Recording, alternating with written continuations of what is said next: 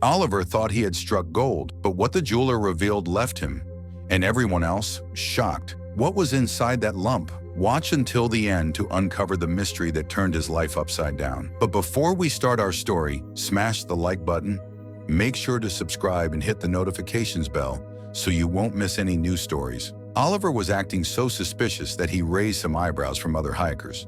He was then approached by a forest ranger who asked him if everything was all right. Oliver thought about keeping the stone all to himself, but something told him he had to show the ranger what he had stepped on. Oliver eventually showed the ranger what he had found. When opening up his hand, the ranger instantly changed his attitude. He told Oliver that he should put it back where he had found it. He should not have this in his possession. Oliver was shocked but ignored his advice.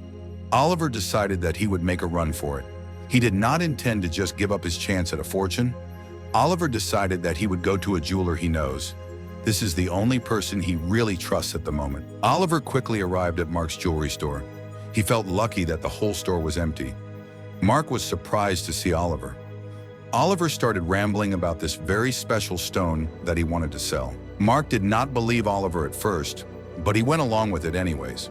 Mark saw the stone in Oliver's hand, but he thought it was a cheap stone from a souvenir shop. But when Oliver handed the stone to Mark, it suddenly felt way heavier than he expected. Mark was shocked to see the stone. Oliver could see that. It was like Mark recognized something. Mark told Oliver he needed a day to investigate and authenticate the stone. Only then could he offer a reasonable price. Oliver was hesitant but agreed to these terms. Oliver could not sleep the entire night. He was constantly thinking about the gold. Could it be worth a life-changing amount of money? The next day, Oliver went back to the Mark. Upon entering, the vibe was a lot different than yesterday. Oliver did not feel welcome anymore. He decided to ignore his gut feeling. Mark was instantly acting suspiciously upon starting the conversation. He told Oliver that he could not have or even see this lump of gold. Oliver was confused. What does that even mean? He started a massive rant. Oliver wanted his gold back, but Mark did not even show him the lump of gold. He said he did not have the right anymore. Oliver then decided he would take his gold back, and without warning, Mark walked into the back office. Mark instantly followed Oliver inside, and the two kept arguing. Eventually, Mark gave in. Mark gave the gold to Oliver, but when Oliver grabbed it, it wasn't heavy at all. Oliver asked Mark what he has done to the stone, but Mark just gives some fake answers. Then Oliver realizes something is off. The gold that Oliver had found was way heavier, so Mark gave Oliver a fake lump of gold to get rid of him. It even looked really cheap. Oliver threw the fake lump of gold back at Mark, and Mark finally realized that it was futile to try and deceive Oliver. Mark decides to give stone back Mark's size and gives the gold back to Oliver. Oliver finally calmed down, but then Mark said to him that he had made a big mistake. He should not have taken the gold back. Mark said that Oliver would definitely regret this. Oliver steps outside with the gold. He kept thinking about what Mark had just said. What had he found? When driving away, everything was fine, and Oliver felt relieved he had the gold. Then he realizes he is being followed by a black van. Was this a coincidence? Oliver stepped on the gas to shake the van, but the van sped up as well. After some clever maneuvering, Oliver managed to shake the van that was following him. He now knew for sure he had found something special. Oliver decided he would go to another jeweler the next day to sell this gold. He just had to get through this night, and Oliver had the feeling that wasn't going to be easy. Oliver was very restless that evening that he decided to go to a friend's house. He wanted to show the gold before he sold it. The decision to go to this friend probably saved his life, because when he returned home, he turned pale. There were a lot of people gathered in front of Oliver's house when he returned. He did not know what was going on, but then he saw something. His neighbor recognized Oliver and told him it was not a good idea to enter. The first thing Oliver sees is that his front window is completely shattered. Upon inspecting further, it seems like his front door is also kicked in. Everyone tried to stop Oliver from entering, but he did not listen. When entering, he burst into tears. Oliver's house is a huge mess. Oliver could not believe his eyes. When realizing nothing was stolen, he knew they were after the gold. Literally, his whole house was searched and many things were destroyed. He had to call the police. When calling the police, they did not want to come if nothing was stolen, but Oliver insisted on them coming to make a report. This was the only way insurance would cover this. The woman on the phone did not seem to please, but she told Oliver she would send some officers. After waiting for half an hour, a police car finally arrived.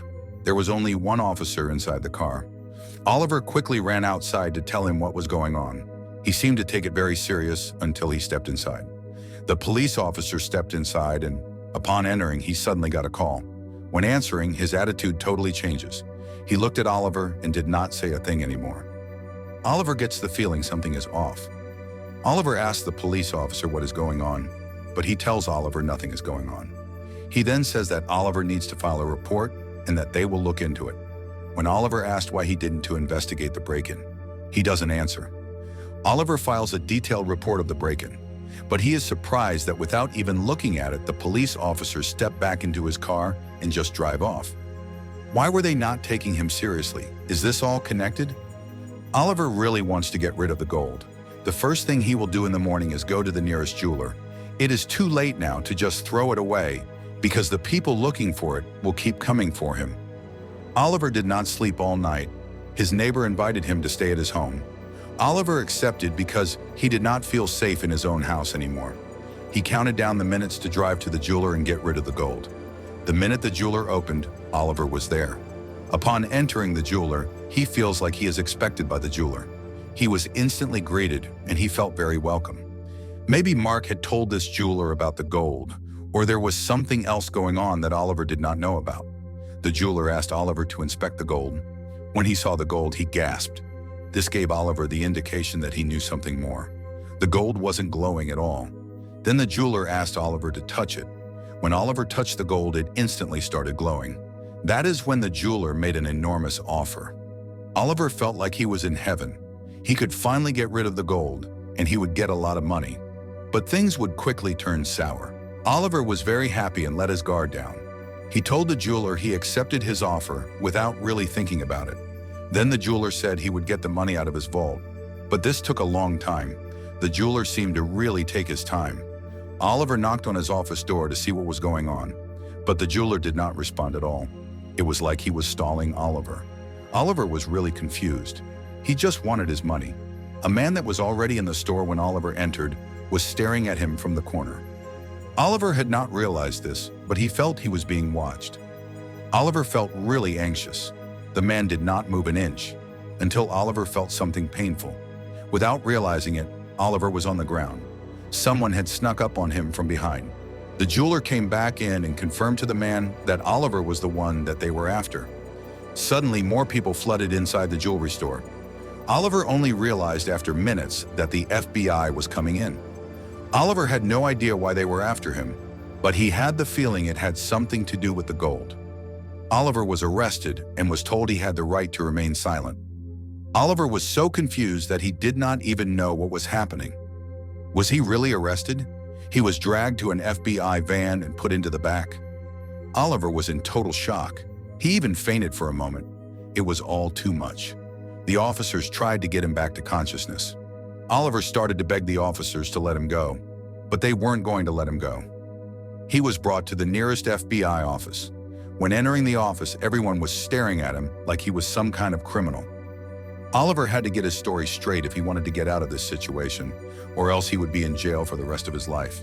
He was instantly confronted with the gold. He was asked where he got it from and who his accomplices were. Oliver was still in such shock that he could not even answer one single question. Then he was brought to a lineup. He was asked to identify his accomplices. The people in the lineup did not even seem to recognize Oliver and were surprised to see him there. Oliver asked the officers if this was some elaborate joke, but they weren't joking. He tells them he doesn't know anyone in the lineup. He calms himself down and tells the officers he is ready to tell the entire story of how he got this gold. The officers were very interested and agreed to take him back for interrogation. Oliver starts telling his side of the story. He found gold in the forest while he was surfing. He stood on it and really hurt his feet. He even showed the scar on his feet. The officers agreed they would believe him and go to the beach to investigate. Oliver was brought to the forest with the officers to identify the place where he had found the gold. Oliver roughly pointed to where he had found the gold. A large group of officers instantly investigated further.